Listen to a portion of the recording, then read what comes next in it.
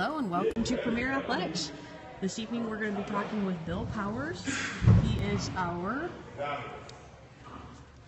productivity coach here at Premier Athletics.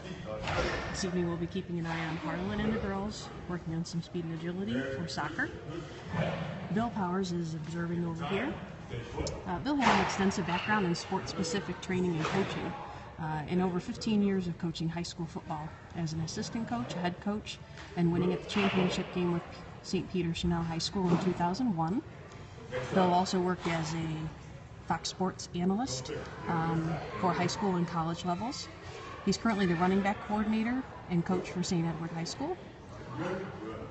His certifications include the American Sports and Fitness Association Speed and Agility Instruction, NFHS. Hello, Harlan. Nice to meet you. Nice to meet you as well. And that's Harlan. He's busy at work tonight. So Bill's focus is on building young athletes to achieve success on and off the field, and we thought it would be pretty interesting to be able to share his insight, experience, and philosophy with you all as we're working out with the girls tonight.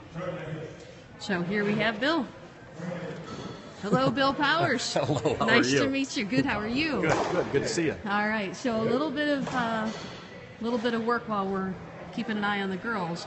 But I wanted to ask you a couple of quick questions. As you have been in the area, greater Cleveland area, working with kids on and off the field, one of the questions I had for you is, what is your background in coaching? Well, the main part of my background in coaching is football. I coached football for over 15 years, and I just got back into coaching football now. Okay. But over those course of years of coaching high school football, I always ran the off-season weight programs, and the idea of performance enhancement, of getting, how do I get my athletes better in the off-season, really was the thing that really pushed me into studying and learning about the things that we're incorporating now with these girls here and with the baseball players here. Okay. Okay. So when you talk about your coaching, I think every coach comes into a program, into an activity with kids, and they have a philosophy. So if you had to impart or share with us what your philosophy is on coaching, what would that be?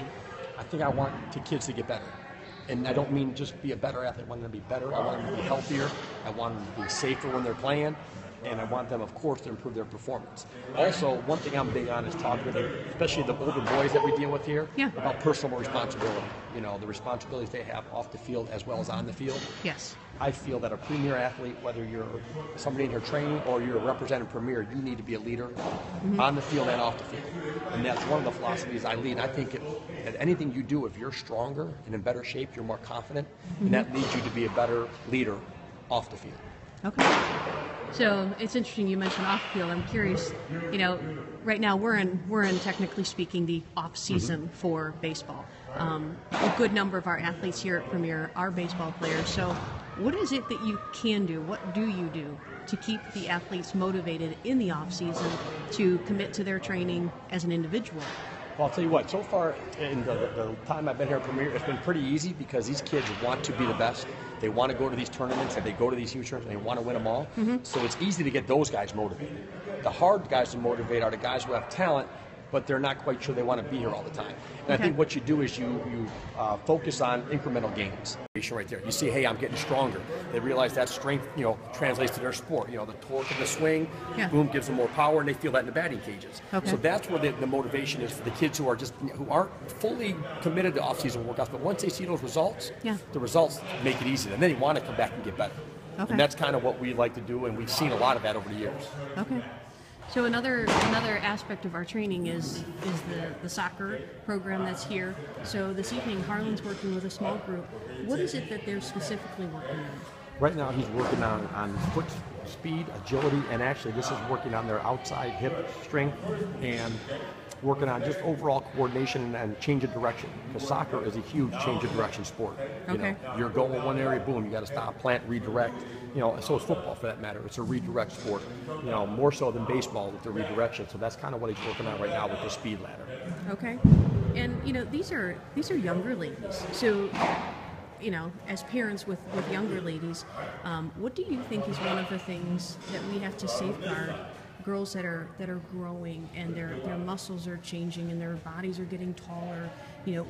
What do you find are some of the areas of concern for young ladies, maybe that 12 to 14 year age group? Well, the biggest thing is the difference between boys and girls that age who have ACL injuries. The number is staggering. How many more girls in the 12 to 17 range who have blow their ACL out compared to boys? And one of the things we focus on a lot is we use dyno discs out there, which are those rubber platform things, and we use a lot of stuff to strengthen the muscles. If you have strong hamstrings and you strengthen the things around your knee, is it going to prevent you from getting a torn ACL? No. But is it going to make it less likely that you will tear your ACL? I think that's what we're looking for. But there's no way to prevent it totally, but we're giving them some strengthening tools that will allow that to reduce the chances of it happening. Okay. And that's the best we can do for kids at this age. That's the best anybody can do. Okay. So this upcoming week, I believe it is on Thursday of this week, we start our speed and agility programs that go with our program here at Premier. So what would be some of the things that our student athletes need to prepare themselves for when coming in for the next couple of weeks of training with you and Harlan? Well, one thing that I think about, when they come in initially, even though I know a lot of them from last year, I'm assuming that they come in not knowing anything. Okay. So starting from there, we start with simple, form running, teaching them. A lot of kids don't know how to run. It sounds crazy, but they don't know how to run. Okay. So we teach them how to run the proper way, how to get your starts going, and it's kind of interesting. So for them coming in and prepared for nothing, just bring a bottle of water and a bag if you need to get sick in it, because we're going to make it work hard. I've seen that. But that is about it right there, because we start from the bottom and we work all the way up. We take the knowledge that they don't know anything and we build it up to the point where we start out walking, and at the end of that 5 weeks, 10 sessions, their sprint times are incredible because we time them in sprints each and every week, and we see the incremental improvements, and they see it. And a lot of times it's a simple adjustment. Okay, this knee's going out when you're running a certain way, or your shoulders, your elbows are too wide, and those little tweaks that we incorporate over time makes a huge difference. Okay, excellent. Well, we look forward to having you around for the program in the next couple of weeks and for many months in the future. Thank you very much. Thank you. Thank you. Take care now. Am I correct on that, Bill? They're taking a week off? Yes, take a week off next week, and then